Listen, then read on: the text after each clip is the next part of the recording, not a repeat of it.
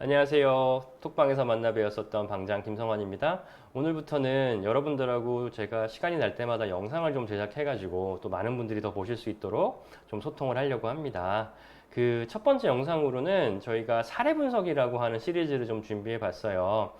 서울이나 저희 여의도 주변 지역에 있는 개발 단지들을 조금 분석을 해서 저희가 참고할 만한 점이 무엇이 있는지 한번 같이 나눠보려고 하는데, 그 첫 번째 이야기로는 제가 이제 얼마 전에 가는 길에 봤었던 방배 사무아파트 얘기를 조금 해보도록 하겠습니다. 자, 이 사무아파트를 보시면은요, 이제 이쪽에 이수 교차로가 있죠. 그리고 이제 방배동을 들어가고, 이제 예전에 이쪽에 이제 카페 골목이 있었던 거 기억하실 겁니다. 그런데 여기 1동에서 11동까지 하고 또 12동하고 13동하고가 이 용도가 달라요. 무슨 소리냐? 보시면 자, 1동에서 11동까지는 3종 주거지역으로 되어 있습니다. 그래서 용적률이 최대 300%고 또 12동과 13동은 준주거지역으로 분류가 되어 있어서 용적률이 최대 500%까지가 나올 수 있는, 그러니까 이제 개발 사업을 하자 그러면 이 두 섹션의 어떤 그 수익성이 달라지겠죠.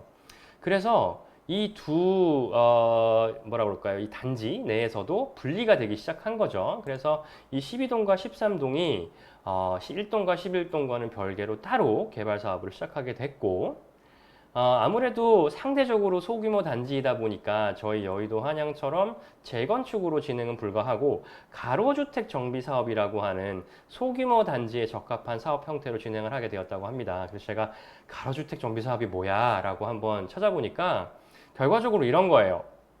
자, 여기 제가 이제 그 현대 매거진 H에 아주 좋은 그림이 있어서 잠시 참고를 했는데, 하나의 단지가 있으면 그 단지 주변을 감싸고 있는 도로와 보도들이 있을 겁니다. 일종의 구획이겠죠.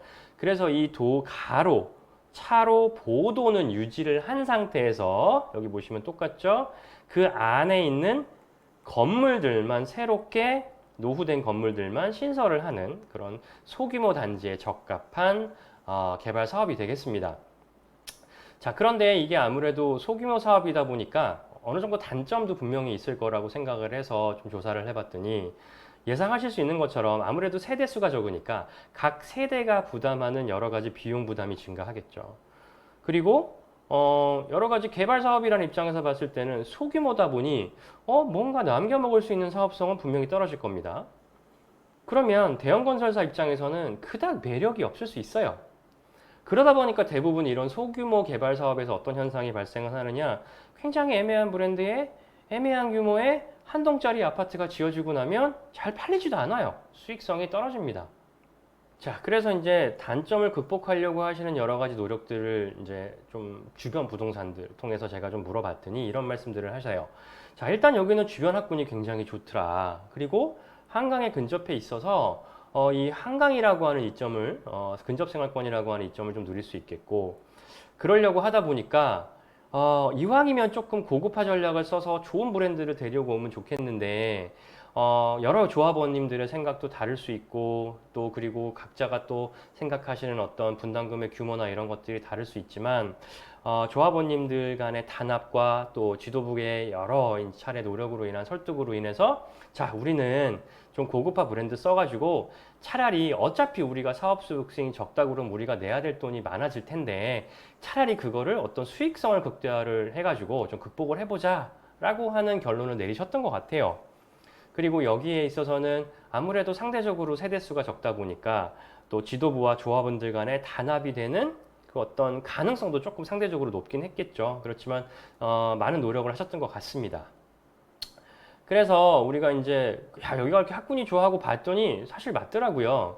보시는 것처럼 여기 세화, 반포, 또 신반포, 거기 요즘에 이제 개성 많이 떴죠. 정말 요즘에 많이 떴고, 여기는 뭐 자유형 사립고에 또 서래초등학교도 있고, 그래서 이 학군이 굉장히 근접해 있고, 여기 보이시는 것처럼 이제 한강공원, 또 저희 여의도하고도 금방 이어지는 동작역을 끼고 들어가는 이 천변, 반포천변이죠. 여기도 사실 굉장히 그 산책로로서 여러분들이 많이 이용을 하시더라고요. 그래서 이런 입지 조건을 적극적으로 활용을 하셨던 것 같고, 그래서 고급화 전략으로 가자라는 결론을 내리셨던 것 같아요.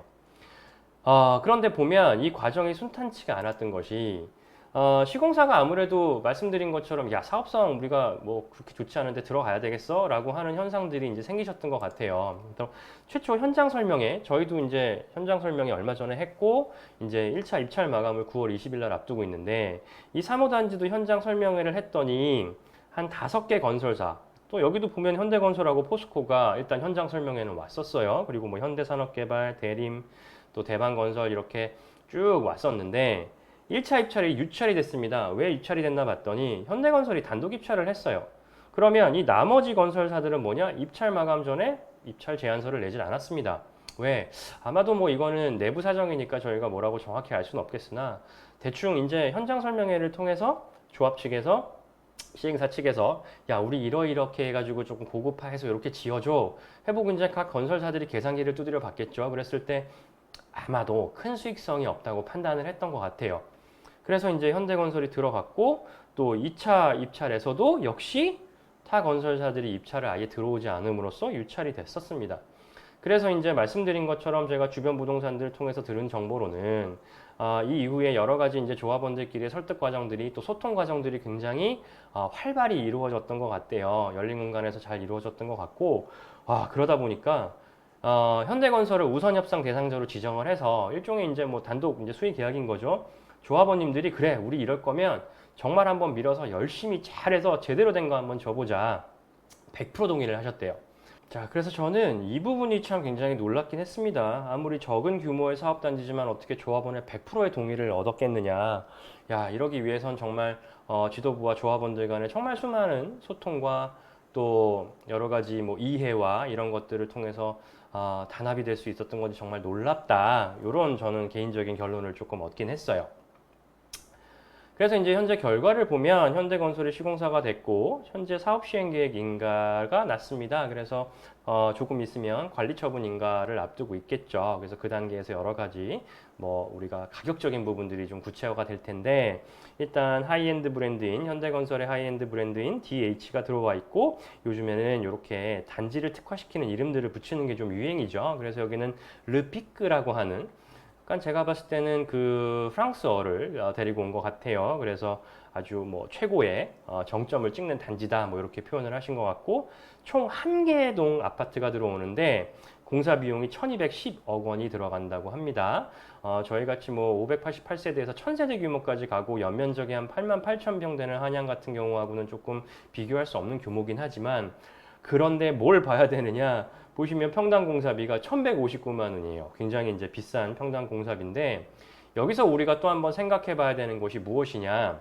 자, 이 평당 공사비가 서울에서 최초로 1,000만 원을 넘어간 평당 공사비입니다. 그리고 지금 전체적으로 시공비는 평당 공사비는 계속 오르고 있는 추세이기 때문에 특히나 이런 소규모 단지에서 프리미엄 브랜드를 가지고 와서 수익성으로 짓기 위해서는 사실 공사비를 뭐 싸게 논해서 우리가 적당하게 짓는 게 아니라 그런다면 어쨌든 이제 공사비가 올라가고 올라와 있는 거는 기정사실이다라는 걸 어느 정도 인정을 하긴 해야 될 것 같습니다.